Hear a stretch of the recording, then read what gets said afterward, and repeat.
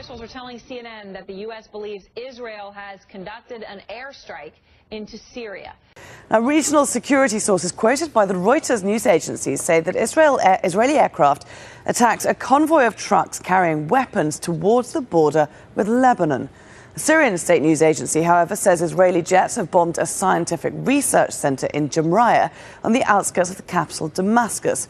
Lebanon's military says Israeli jets flew into Syrian airspace 3 times. In a statement, the White House said the Assad regime has used chemical weapons, including the nerve agent sarin, on a small scale against the opposition multiple times in the last year. The United Nations is now saying it has no conclusive evidence of chemical weapons use in Syria. Suspected Syrian militants have reportedly been detained in Turkey with a cylinder of highly poisonous sarin gas found in their possession. Those arrested are believed to be members of the al-Qaeda-linked al-Nusra Front. Earlier this month, UN investigators voiced suspicion the nerve agent was being used by opposition fighters.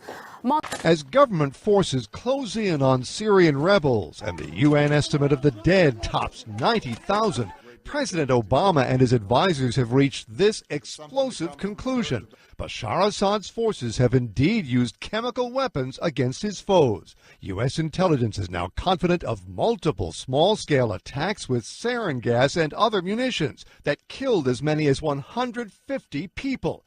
In short, a red line's been crossed in a way Obama warned could be a game-changer. The result is that administration officials tell AP Obama will send military aid to the beleaguered Syrian rebels, though the specifics are still being worked out.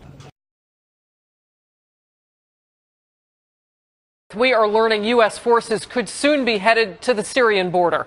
Their mission, part of NATO's plan to put Patriot missiles at the line between Turkey and Syria. But the Pentagon has told the Obama administration it would require more than 75,000 soldiers to secure Syria's chemical weapons stockpiles. Washington has given the green light for arming the Syrian rebels to prop up the opposition. A plan for a limited no-fly zone over Syria has also been drawn up. It comes after the U.S. administration concluded that Assad's forces had used chemical weapons, quote, on a small scale. The latest details now from RT's Marina Portnoy. Said after Syria, it's Iran now. In fact, after Syria, it's also Russia. Russia will be under attack from NATO from within, through foreign agents. And that is a very bad situation. And unfortunately, I think it's a waste of time to talk to the Assad government, which is, unconsultable. The U.S. is tracking this Russian military cargo ship as it makes its way to Syria, carrying weapons, ammunition, and troops. Defense officials tell CNN that U.S. intelligence believes the Russians are sending the ship and a small number of troops to help fortify its naval base as the situation in Syria continues to spiral out of control. The Iranian President Mahmoud Ahmadinejad getting a powerful new ally in a standoff with the West. Russia's President Vladimir Putin is now backing Iran's right to nuclear power and warning the rest of the world not to use military action against Iran. Moving on now, the war rhetoric from Washington towards Iran is again being ramped up just ahead of the second round of high-level international talks on the country's nuclear program. U.S. military top brass claimed they would need just 3 weeks to defeat Iran's armed forces. RT's Ganesh Chakan looks at whether it's just more tough talk or preparation for real action. A massive buildup is in the works. Thousands of U.S. troops now gearing up to go to Israel. The military is calling it an exercise, not a deployment. But this is one serious exercise. This, as Israel says, they're ready to go to war with Iran. President Obama has said this is necessary to counter threats coming from Iran. But leaders in Russia are opposed to the shield, and especially its placement, which many Russian leaders say is actually aimed at Russia's missiles.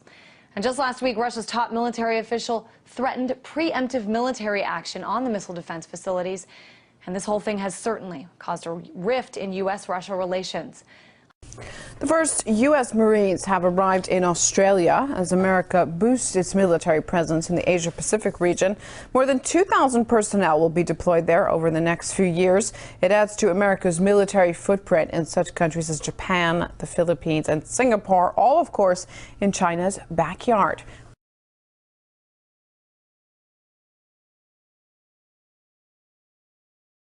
Remember, the U.S. loaned China over $1 trillion so that China would be able to export lots of products back to America. But America has absolutely no intention whatsoever of repaying China that $1 trillion. America will never pay China back that $1 trillion, and they're forcing China to buy more dollars to keep their own currency from rising, thus killing their export market. That's why China is buying lots of this stuff, gold bullion. They can't get enough of gold bullion. India's buying gold bullion. China's buying gold bullion as a way to hedge themselves against these things. India actually has already bought Iranian oil using gold instead of U.S. dollars. And this is extremely significant because every year India actually spends $12 billion U.S. dollars on Iranian oil. And now actually Beijing is also saying that it might want to jump on board with New Delhi and also look into some sort of agreement with Iran to continue to get oil. New Delhi and Beijing actually account for 40% of the imports of Iranian oil. The US has issued a list of countries that could suffer from its sanctions on Tehran. China, the biggest buyer of Iranian oil, tops that list. Well, if you take a look at their exports, maybe not much. As you see here, about the largest amount of oil actually goes to China, with about 543,000 barrels each day, with the second largest amount going to the EU, Turkey, India, Japan, and South Korea. All also, they export hundreds of thousands of barrels of oil from Iran each day. China and most of these countries are refusing to join the oil embargo, so it's pretty much just the U.S. and the European Union. And as you can see here, the Europeans make up just 20% of the Iranian exports. So what purpose would these sanctions really serve? But I want to go right to the Syria story. Russia putting battleships in Syria, and I think you have reports that they're being joined by China and others. What is going on there? We have news. It's tentative news until it's confirmed, but the news is alarming. This is a very major exercise, combined air, land, and sea, involving Russia, Black Sea Fleet elements, Air Assault Division, Spetsnaz troops, and Iran and Syria, and to be joined by China, warships from China. That also includes the very likely scenario where Iran and China have already received permission to pass warships through the Suez Canal. To my knowledge, this is alarming for the whole region, but especially Israel. The backstory, Larry, quickly. Back in the UN's Security Council resolution against Libya, Russia helped broker that deal, and Gaddafi was to accept internal exile, I am told. Russia believes that it was betrayed by the Secretary of State, by the UN ambassador, and by the Obama administration, and Gaddafi's death told Russia not to trust the U.S. Therefore, there will be no climbing down on Syria. Russia intends to back the Assad regime all the way. Mr. Putin is now in charge. Mr. Medvedev, the former president, backstory again, he was humiliated when Russia was betrayed in Libya. He has not regained his status since then. Mr. Putin will not make that mistake. Russia is an energy superpower. They're also deploying major combat elements, Larry. I'm told Air Assault Division, Combined Arms Division, the Marines from the Black Sea Fleet are on their way to Syria right now. This is boots on the ground.